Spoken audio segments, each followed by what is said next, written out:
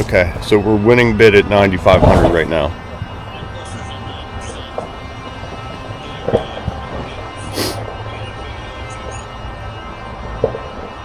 So it'll be another grand on top of that.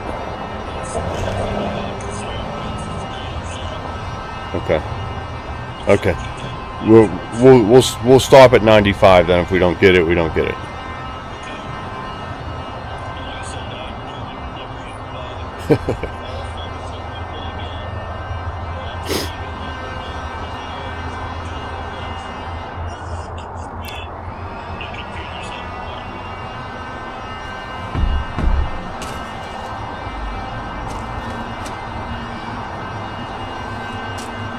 So we're currently bidding on a truck in Philadelphia.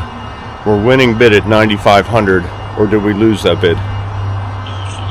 Okay, we still got it. Should I say your name online? Or on the channel? Mark? Should I say your name on the channel? I'm on the phone with Mark Johnson, and he's bidding on a truck for me, and we're seconds away from finding out if we got it. Yeah. Oh, okay.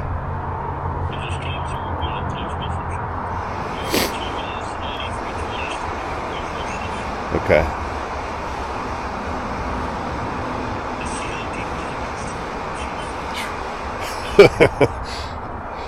We upped the bid from 9,300 to 9,500. What year truck is it? 2000 Ford, 33,000 GVW, correct? 39,000. Oh, nice.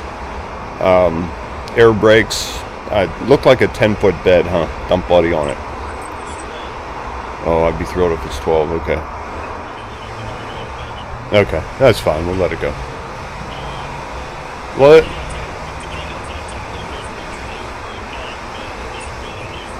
Yeah.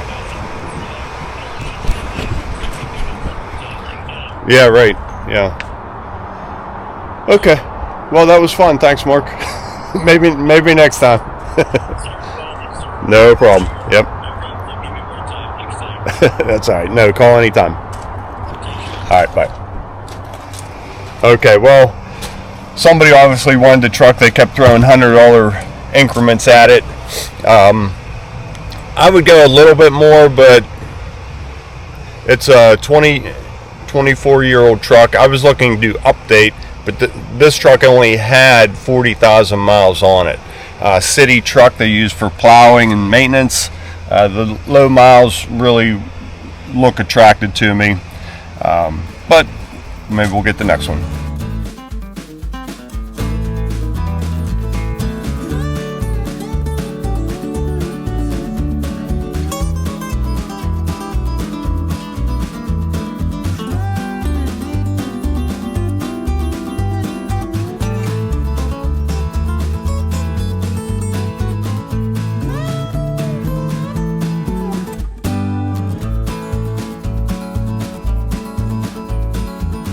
Okay, project is all cleaned up, saw cut. These are 5x5 pads over here, 5x6 pad. I like a center cut on that door and off of the corner. So that worked out real nice. Three simple cuts around the hot tub. This is all getting a deck built over it, so nobody will ever see this concrete. It'll step down out of the hot tub onto this. We'll be back here in the spring to do the driveway, so I'll come down and give you a final on this, how it all turned out. I believe all of our mess is cleaned up. Ready to get some hot chocolate? Ready to go do some excavation, man. Excavation? Yep. How about some hot chocolate and then some excavation? Yep. Truck is all loaded. Is that legal? What are you gonna do? You can't fit that much through the sliding window. Okay, well, we'll take back roads. See you home. We're here to our final project. Hitting it with Pro 350. Full sprayer full. Let's head in. I'll leave as much out here as we can. I don't want to drag everything up through this construction site. I got to keep my feet nice and clean, right through the grass, under the plastic. Get a coat of sealer. Won't be here but a minute, and I can show you the final look of this patio. Okay, there it is. 24 hours after we colored it. We have a drip over by the steps, and we have a little drip right here. I just put some cardboard. It was hitting in the dirt and splashing up on the concrete. Hopefully that dries quick. That's too wet. I'm gonna have to wait and seal those maybe tomorrow. Fortunately, we're only about 10 minutes from my house. I'm not gonna rush it. I can come back out tomorrow and get a coat of sealer on there. But I do want to take care of this today while I'm here. They want to get back in here and do work, so I want to get this wrapped up as quick as I can. The temporary heater just kicked on, keeping it, boy, it's quite comfortable in here. It's about 60 degrees, and it's putting out some heat. So keeping it nice and nice, what I want to say, consistent temperature around this whole job site. I don't want to just set a torpedo heater here and have this corner warm and that corner cold. So we wanted it blowing and getting circulation around this whole interior here, and it's doing just that. So let's go ahead and get this sealed.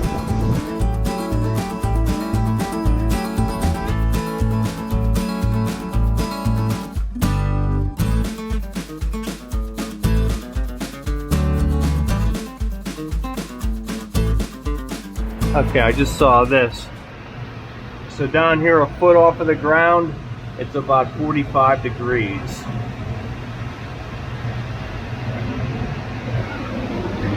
So up here, definitely 60. You know, very nice. So there it is, all sealed and finished up. So right down the street is a house that we did at the end of the season, and it was some of our best work. I've talked about it. Our hard drive crashed and we lost all the footage.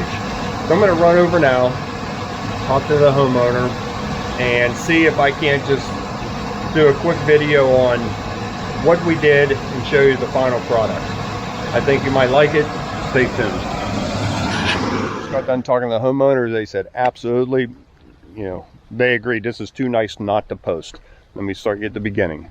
We brought everything through the yard, right next to that tree, staying off the driveway. We did come on the driveway a little bit right around the tree, but back into the yard, and you can see how we did very little damage.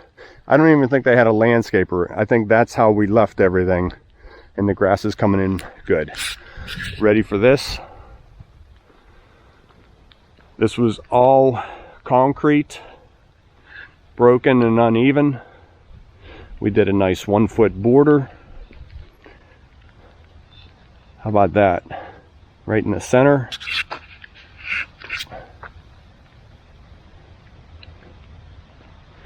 And then on this side, we did this design coming up.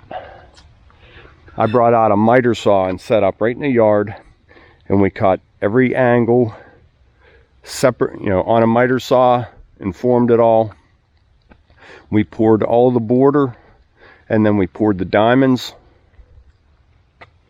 and then we poured the broom. Let me show you from up here.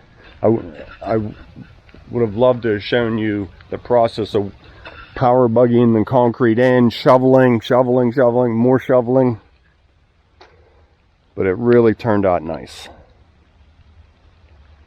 This was the homeowner's design, the diamonds with the border. We talked a little bit about it, but it's pretty much his design. Then the relief cuts off the points all the way down. The double cut here going into the center. I think it gives us good crack protection everywhere. Everything drains nice. So in the spring, summer, fall, in the future, we're going to come in and replace that walk. What a fun project to be a part of. Okay. Then we did an approach pad. getting them back to good asphalt. All right, just wanted to come over and give you some of that footage. We lost a couple other jobs, but this was the one that I was most upset about. I spent $500 to get the hard drive fixed, and they said that was a level 1. If you need a level 2 to get the rest, it's going to be $1,000 more for a total of $1,500. So talking to Emily, I'm like, you know, I really don't want to spend $1,500. We tried $500 to get it, didn't work. So, okay, I think we're heading to World of Concrete. So all our concrete projects are wrapped up. We have one basement and garage to do between now and World of Concrete. I'll see you out there maybe. I know Steven's going for sure. I'm a maybe. Pretty sure I'm going, but we'll see. Good morning, everybody. Let's wrap up this. Even Emily said, Dad, enough with the power trowel videos. I'm getting bored with them. Everybody's sick and tired of hearing about it. I just wanted to bring it home. A quick recap if you haven't been with us. I was using this on the job site. Fuel started bubbling up out of this breather. Right away, I thought needle and seat. On the job site, I took it apart, worked the needle and seat, put it back together, didn't change. It ran for about 30 seconds, started spewing out gas, run down in the carburetor, and flooded out. Brought it home, cleaned the needle and seat, no change. Changed the carburetor, no change. Changed the needle and seat in the new carburetor, no change. So then I went back here and cleaned up this breather, and that appeared to be working good. So now I'm really baffled. Why is this thing still flooding out? So I started looking into the muffler, and I did get an air gun in there and blow it out, and it worked a little bit better. So once I messed with this, I saw a change here. So I went and got a new muffler and put that on. Different style, but same thing. Let's see if it works. I'll set this camera down.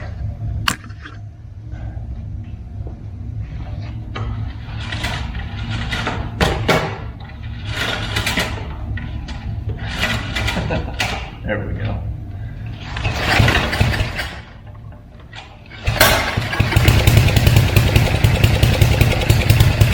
So about 30 seconds, it'll start spitting out gas. Well, hopefully it doesn't, but that's what it did.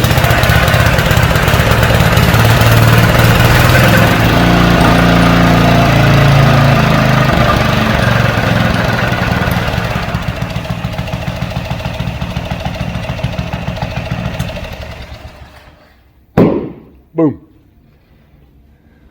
Well, seems much better. No gas coming out of here. We'll use it like that next time. And then also, thanks for all the great advice. I am definitely switching to non-ethanol gas on all this stuff. All the viewers have said that. Talked to a couple local guys around here, Mike Morgan. They all say non-ethanol on small engines, definitely. I always ran 93 and thought I was doing something good.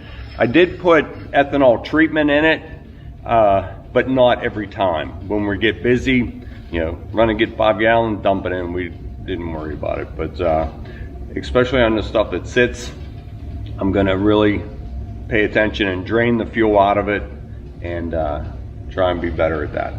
Okay, put this away, on with today's video. And I'm really glad to bring this home because it's these little weird things like that that really keep me awake at night. Like, what is going on? And the little screen in that muffler gets clogged up, builds up back pressure. Now that it's not drawing properly, so it creates a suction, not a venting. So that's what's going on there, I think. And just wanted to bring that home. Maybe it'll help somebody out. Okay, here we are about 72 hours later. Turned out really good.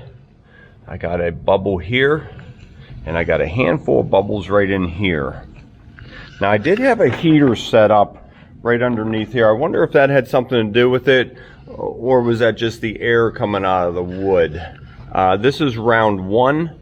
Now I'm going to go ahead and get this sanded down, and then we'll final coat, or maybe 2 more coats. We'll see how that goes. But man, look how nice that looks. Okay, I'll get the tape off, clamps off.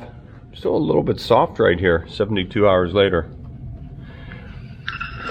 They say 75 degrees. I was only about 68 in here, so it might just take a little bit longer.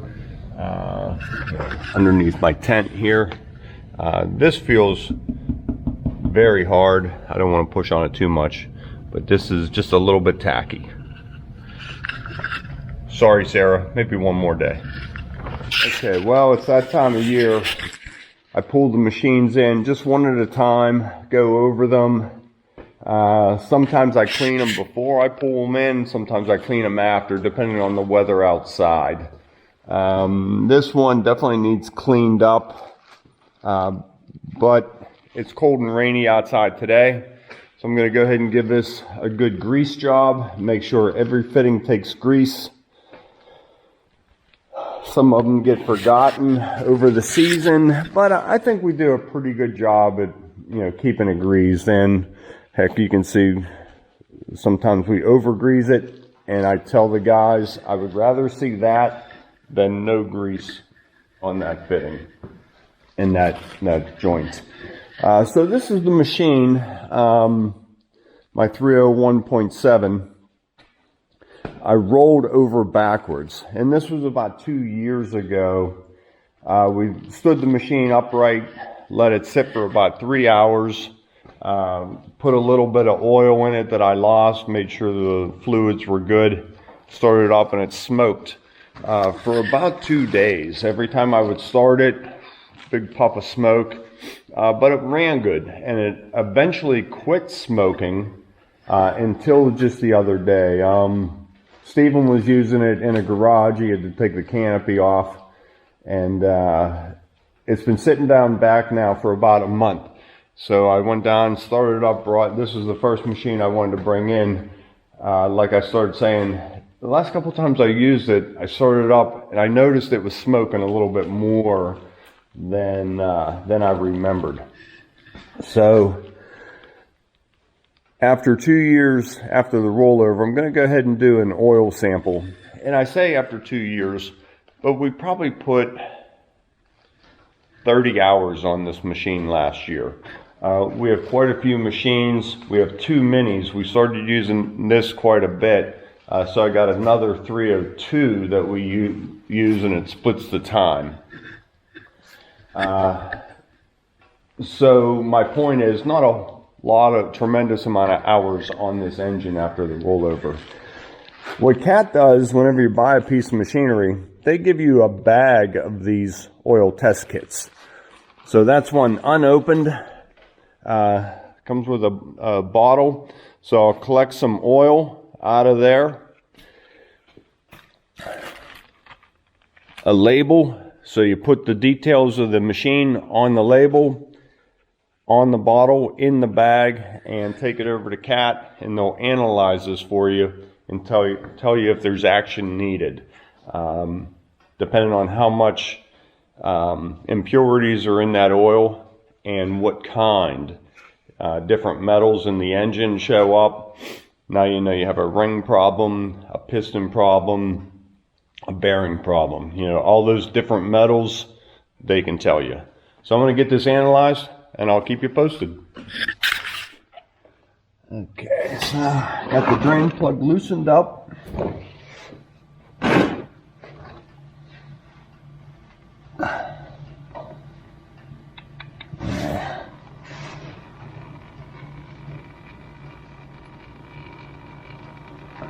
Just collect some of that.